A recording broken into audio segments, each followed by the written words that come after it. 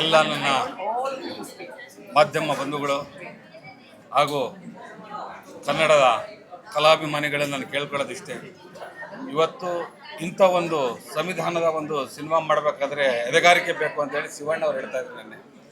ಇವತ್ತು ನಾನು ಕೇಳ್ಕೊಳ್ಳೋದಿಷ್ಟೇ, ಎಲ್ಲ ಅಪ್ಪು ಸರ್ ಅಭಿಮಾನಿಗಳಿರ್ಬೋದು, ಶಿವಣ್ಣ ಅವರ ಅಭಿಮಾನಿಗಳಿರ್ಬೋದು, ಧ್ರುವ ಸರ್ ಅಭಿಮಾನಿಗಳಿರ್ಬೋದು, ನಮ್ಮ ವಿಜಯ್ ಸರ್ ಈಗ ಆಲ್ರೆಡಿ ನುಗ್ತಾ ಇದ್ದಾರೆ ಇವತ್ತು ಥಿಯೇಟ್ರ್ಗಳಿಗೆ. ಅವರೇ ವಾಲಂಟ್ರಾಗಿ ಎಲ್ಲ ಥಿಯೇಟ್ರ್ಗಳಿಗೆ ಹೋಗಿ ಅಣ್ಣ ನಾವಿದ್ದೀವಿ ಎದೆಗೊಂದ್ಬೇಡಿ ನಾವು ನೋಡ್ತೀವಿ ಅಂತ ಹೇಳ್ತಾ ಇದ್ದಾರೆ. ಅದೇ ರೀತಿ ಹಿಂದೆ ನಾನೇನು ಸಾರಥಿ ಅಂತ ಒಂದು ಸಿನಿಮಾ ಮಾಡಿ ದರ್ಶನ್ ಅವರ ಒಂದು ಸಿನಿಮಾ ಮಾಡಿದ್ದೆ, ಎಲ್ಲ ದರ್ಶನ್ ಅವರ ಅಭಿಮಾನಿಗಳಿರ್ಬೋದು.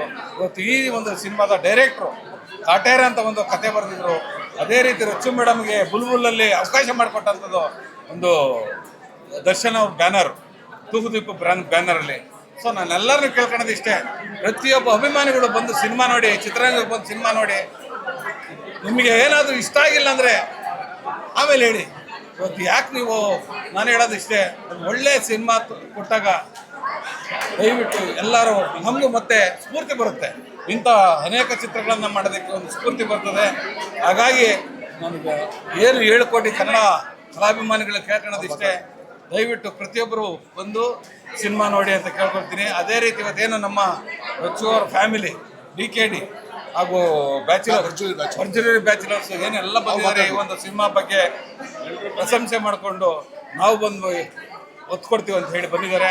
ಅವರೆಲ್ಲರಿಗೂ ಸಹ ನಾನು ಧನ್ಯವಾದಗಳನ್ನ ತಿಳಿಸ್ತಾ, ದಯವಿಟ್ಟು ಎಲ್ಲರೂ ಸಿನಿಮಾಗೆ ಬಂದು ಚಿತ್ರಮಂದಿರಕ್ಕೆ ಬಂದು ಸಿನಿಮಾ ನೋಡಿ ಅಂತ ಕೇಳ್ಕೊಳ್ತೀನಿ.